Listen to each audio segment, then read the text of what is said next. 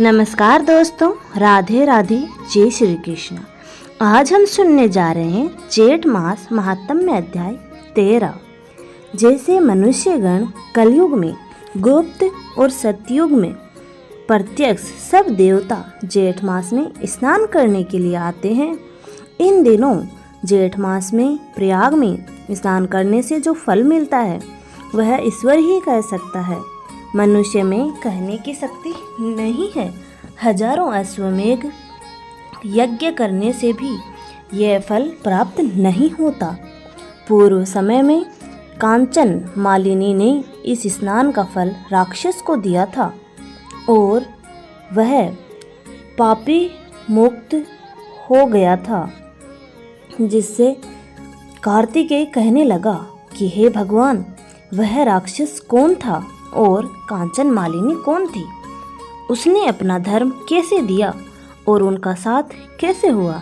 हे ऋषि, अत्रि ऋषि की संतानों के सूर्य, यह कथा सुनाकर मेरा कौतूहल दूर कीजिए। तब दत्तात्रेय जी कहने लगे कि हे राजन, इस पुरातन विचित्र इतिहास को सुनो। कांचन मालिनी नाम की एक सुंदर अप्सरा थी जो जेठ मास में प्रयाग में स्नान करके कैलाश पर जा रही थी। तब उसको मार्ग में जाते हुए हिमालय के कुंज से एक घीर राक्षस ने देखा।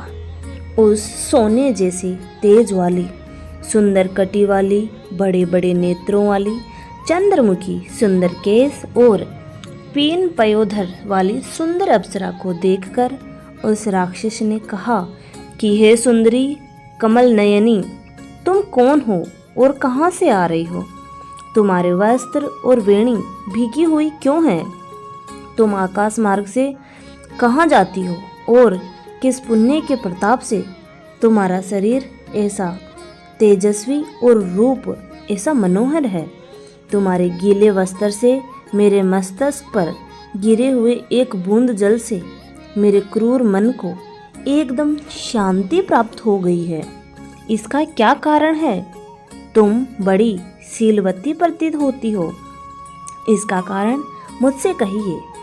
अप्सरा ने कहा कि हे राक्षस, सुनो, मैं काम रूपिणी अप्सरा हूँ। मैं प्रयाग में संगम में स्नान करके आ रही हूँ। इसी से मेरे वस्त्र भीगे हैं। अब कैलाश पर जा रही हूँ, जहाँ पर श्री शिव निवास करते हैं।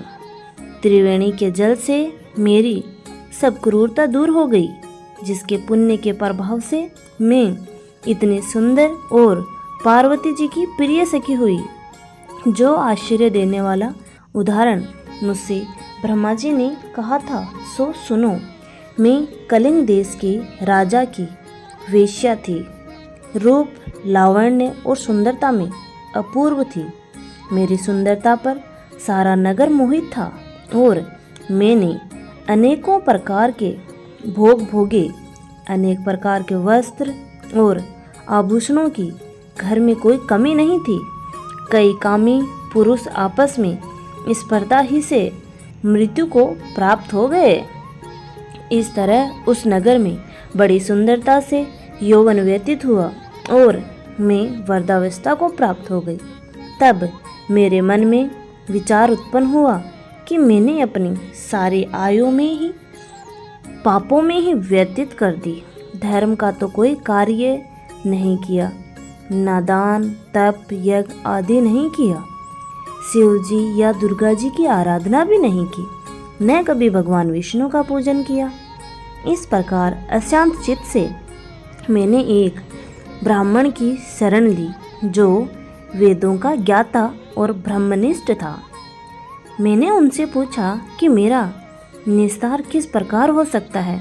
महाराज, साधु सज्जन अच्छे और बुरे सभी पर दया करते हैं, इसीलिए मुझ दीन पर भी कृपा करके मुझ कीचड़ में डूबी हुई को पकड़कर उबारिए।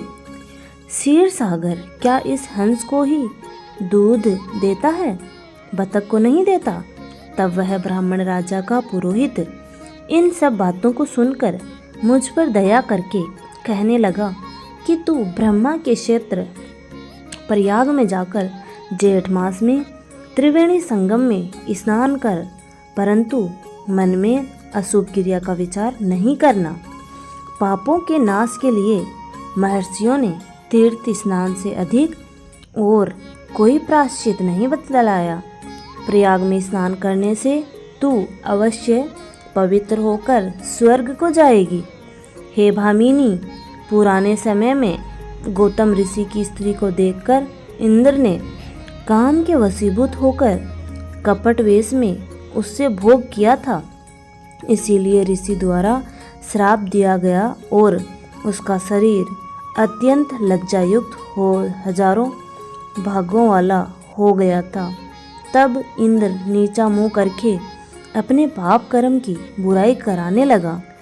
मेरी पर्वत के शिखर पर स्वच्छ जल वाले सरोवर पर एक स्वर्ण कमल से भरे हुए कोटर में घुस गया और अपने पाप को धिक्कारता हुआ कामदेव की बुराई करने लगा कि यह सब पापों का मूल है।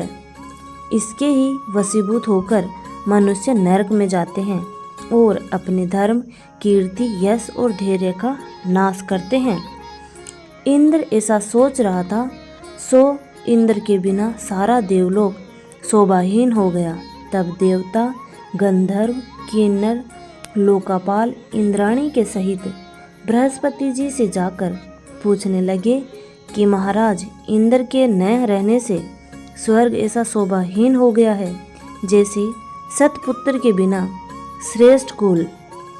इसीलिए स्वर्ग की शोभा के लिए कोई क्रिया सोचिए, इस विषय में देर नहीं लगनी चाहिए।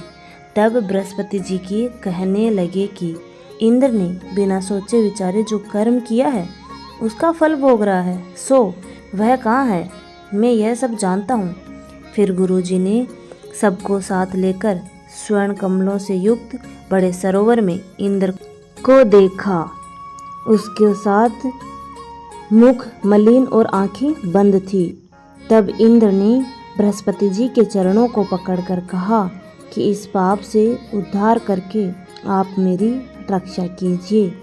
तब बृहस्पति जी ने इंद्र से कहा कि प्रयाग में स्नान करने से ही तुम पाप मुक्त हो जाओगे। तब इंद्र सहित सबने ही प्रयाग में जाकर संगम में स्नान किया और त्रिवेणी स्नान से इंद्र पाप मुक्त हो गए।